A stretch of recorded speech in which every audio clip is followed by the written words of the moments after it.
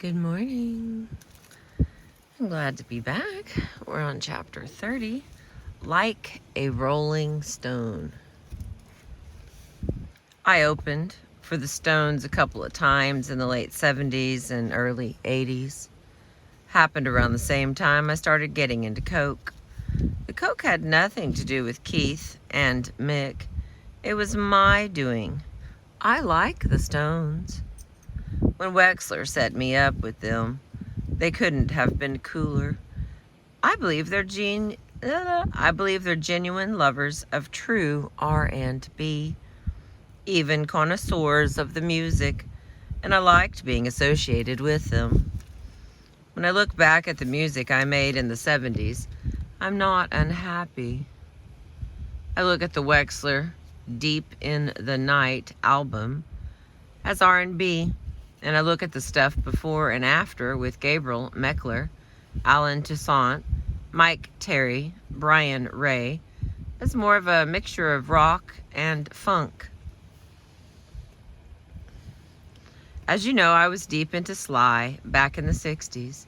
In the 70s, I liked the way George Clinton and Bootsy Collins built up the horns and glorified the grooves. When Rick James came along, he tightened up the sound without losing the feeling. I could relate to all the crazy, spaced-out funksters. And I could sure as hell relate to the kick-out, the jams energy of the Stones. It's a little bit windy.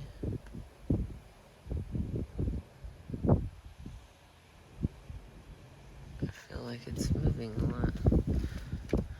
Let's see if I can rest. There we go. First time I met Mick Jagger, I was playing the Red Parrot in New York. Lots of people came to my dressing room. Rick James was back there, I remember. And we were all partying pretty hard when Mick walked in the club wearing this bad white suit. I was on the bandstand singing. I could see heads turning and hear tongues wagging. Mick's here! A real Rolling Stone is here. Mick was acting all wobbly and crazy drunk. But the minute we went off into my dressing room, he straightened up, stood against the wall, and talked clear as a bell.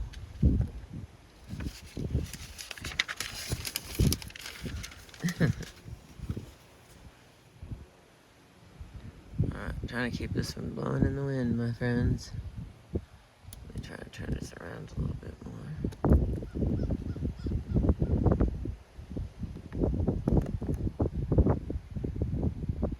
There's no way to keep it from being windy in my mobile studio. Here, let me try to roll it up. See what happens.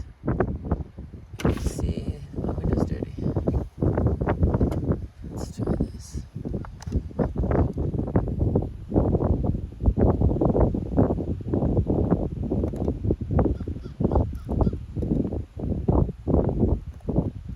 With the sun comes the wind.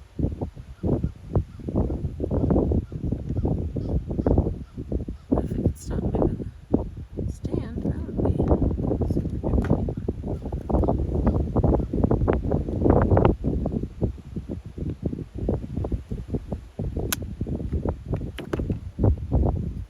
It's gonna make me start over. Make me start over.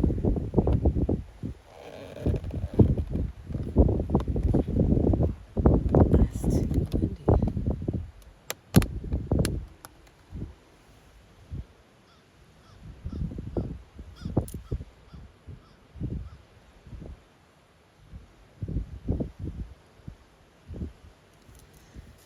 Okay. This is kind of long, so I prefer to not start over. Alright, we're just gonna keep on pushing through, so to speak. That's when I realized he wasn't as high as he pretended to be. I was full of cocaine, which makes me more inquisitive than normal. I asked him how he came up with the Rolling Stones vibe. He was the first white person to tell me he'd copped his concept from blacks, from Muddy Waters and Cats on Chess. Don't you remember, Etta? He asked. when me and my mates were hanging around chess, sitting on the staircase. Well, come to think of it, I did recall 4 or 5 seedy little English guys poking their heads in the studio. That was us, he said. We were in awe of all you chess artists. He went on to say how he got their name from Muddy. Keith, who worshipped Chuck Berry, was more down to earth than Mick.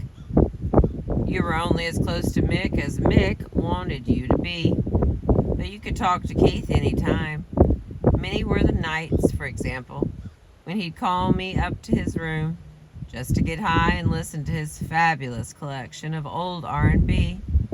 Keith's reminiscing, nostalgic type guy, an old softy who wants to hear about the moon glows and old doo-wop days. Keith has a beautiful soul.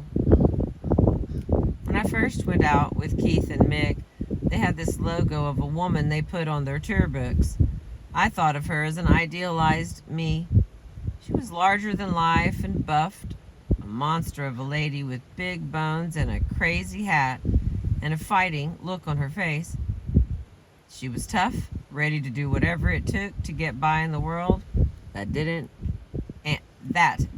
give a shit. First time I opened for the Stones was in Washington, D.C.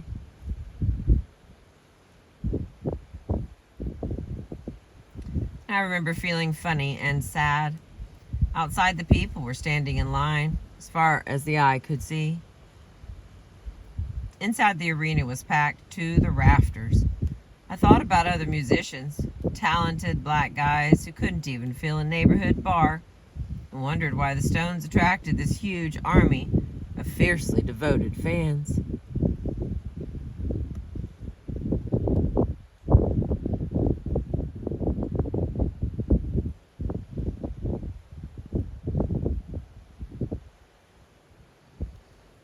Well, I sure found out. Not taking anything away from Elvis, but that night, watching them from the wings, I realized the Rolling Stones are the true kings of rock. All right, hang on. I realized the Rolling Stones are the true kings of rock and roll. I saw what all the screaming was about. It was the most intense rock vibe I had ever felt. The fans, who represented many generations, were the most intense fans I'd ever seen. I was pleased that the wild-ass Stones thought I was wild-ass enough for their crowd. It was a strong way to phase out one decade and start another. Plus, the bread was good.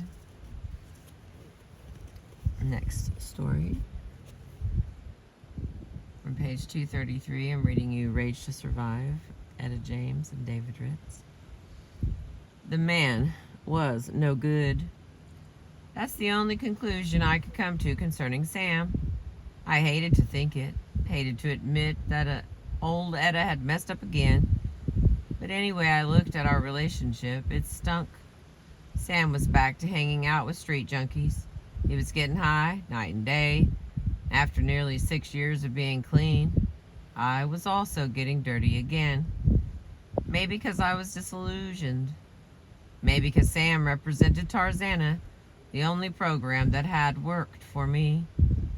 Once I saw Sam had clay feet, I could dismiss the whole program, which meant in my sick addict's mind that nothing worked. And if nothing worked, well, I might as well get high.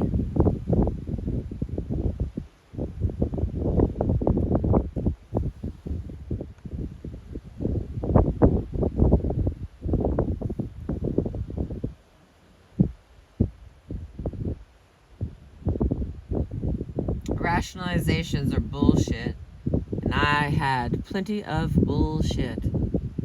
I tell myself, since I wasn't doing heroin, this time I could handle drugs. I could handle coke. I wasn't shooting, I was only tooting, so it wasn't so bad. I thought about my friends who had started smoking the pipe, and I swore I never would. That was another dumb rationalization. Since I wasn't fucking with Freebase, I was cool.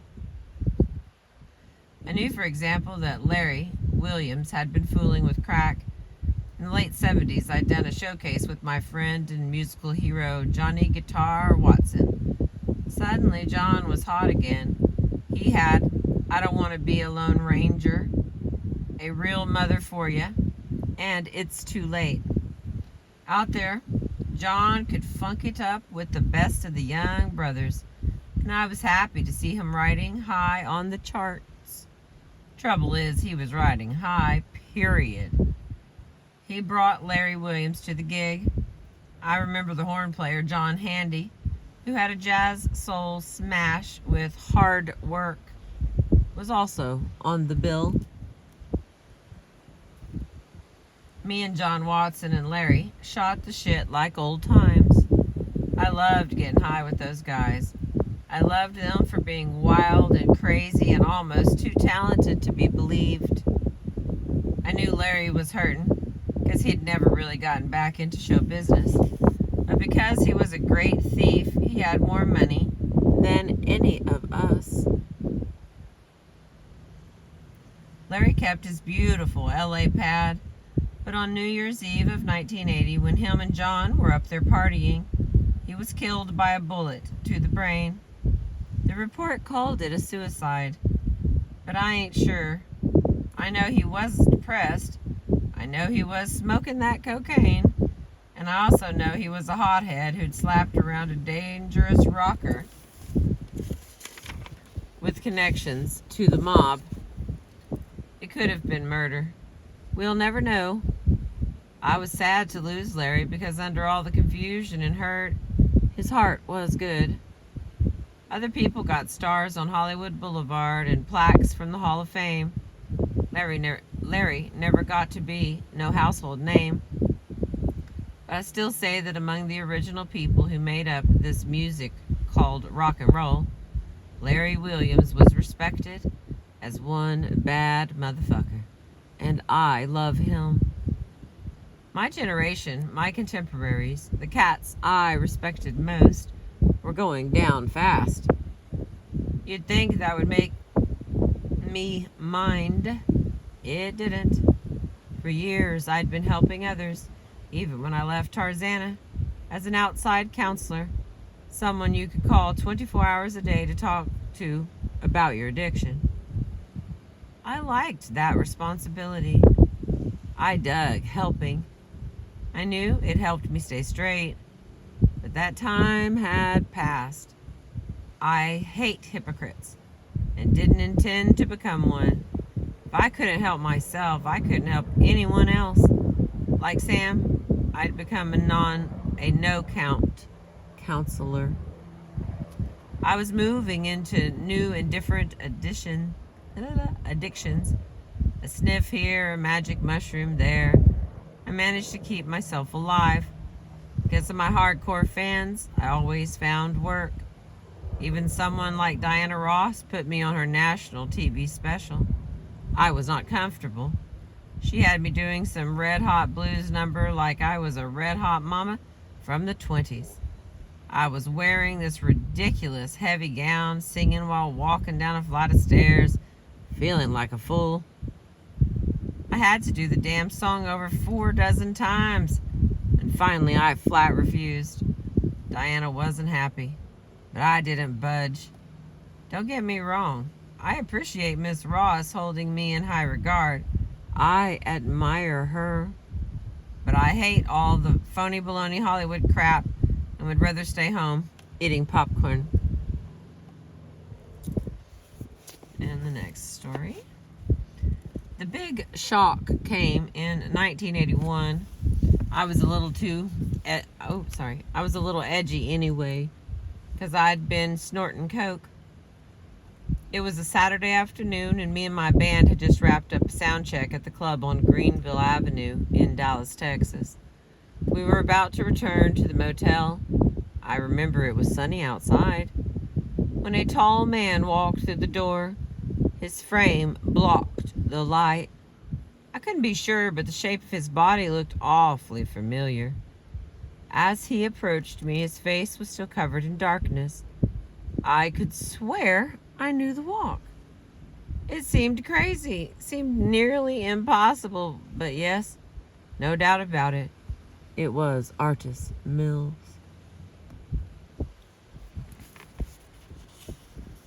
I was stunned. Didn't know whether to break and run or stay and pray. After all, here was my husband, the man who had taken the fall for me. Cooped up in jail for 10 years while I'd found me another man. By then I'd kicked Sam out, or rather Dorothy did it for me. Sam had been acting weird, threatening violence and getting me scared. I had to move over to Brian Ray's apartment for a few days while Dorothy got a warrant out on Sam. That frightened his ass off, but Artis didn't know any of that. Fact is, I didn't know what Artis knew. All the while he was in jail, we'd only written each other a couple times, and if he didn't want to keep me from living my life, as if he didn't want to keep me from living my life.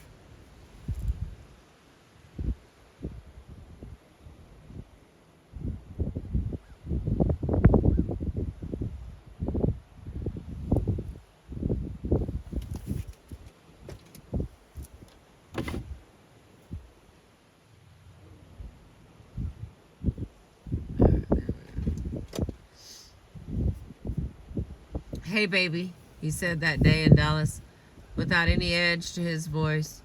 Aren't you glad to see me? Sure, I'm glad, I said. And I was. I know there was another guy, he said. But don't worry, I understand. The guy's gone, I assured him. But even if he isn't, but he is, Artis, and it didn't have anything to do with you.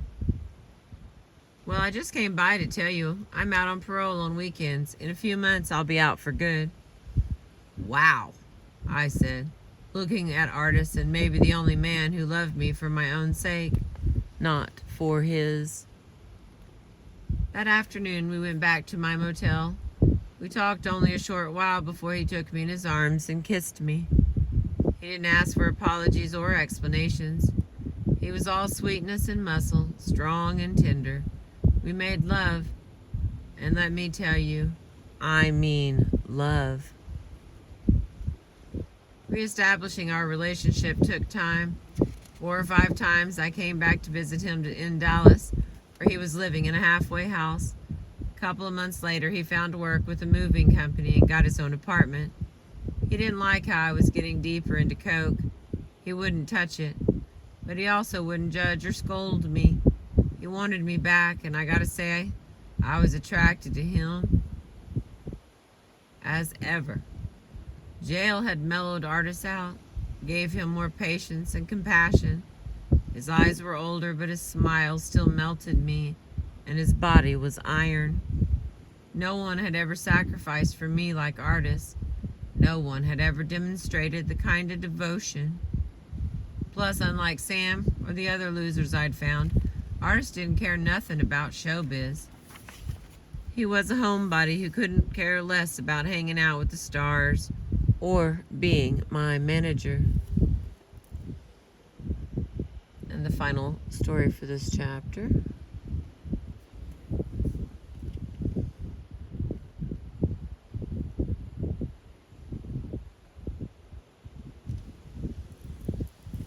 Page 236.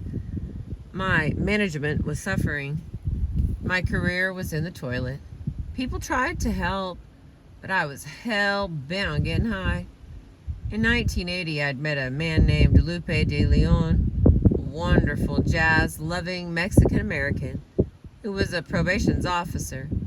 His colleagues had caught Uncle James, Aunt Cosetta's husband, up in Alameda County with a sawed-off shotgun, 2 ounces of get-high mushrooms, and a mess of weed. This was when James was 85. Well, Lupe dug my singing, and he said, "Look, I'm letting your uncle go anyway, but I'd like to book some dates for you since I've started a small agency." Naturally, I agreed. Being smart as a whip, Lupe taught himself to be a first-rate agent. For a few years, Lupe did his best to find me work, and acted as my manager, but I was hardly manageable, especially as I got deeper into coke. I remember when I was really low on bread, no gigs, no recording contract. I had been paying my mortgage, and if it weren't for Uncle Frank saving the day with a last-minute loan, I'd have lost my house. But Lupe was resourceful, and he managed to locate a little label in Minnesota who paid me to sing gospel. I cut a record called The Heart and Soul of Etta James, and a TV station in Holland was willing to fly me over to perform the songs live. While me and Lupe flew from LA to New York, where he had a 2-hour stopover. I was fresh out of blow and not about to hit Europe without some stash, so me and Lupe taxied up to Harlem, where I was determined to make an old connection. Turned out the elevator in the building was broke, and naturally my man was on the 14th floor. So here goes Etta, weighing over 300 pounds, huffing and puffing and lugging herself up 14 flights of stairs with poor Lupe behind, scared half to death of me falling on him. We scored and made it back to the airport and snorted our way across the Atlantic. I was still a mess. And that is the end of chapter 30. I've been reading to you from Rage to Survive. There we go. Thank you for being with me. We only have like 4 or 5 chapters left, and this book is done. I appreciate you.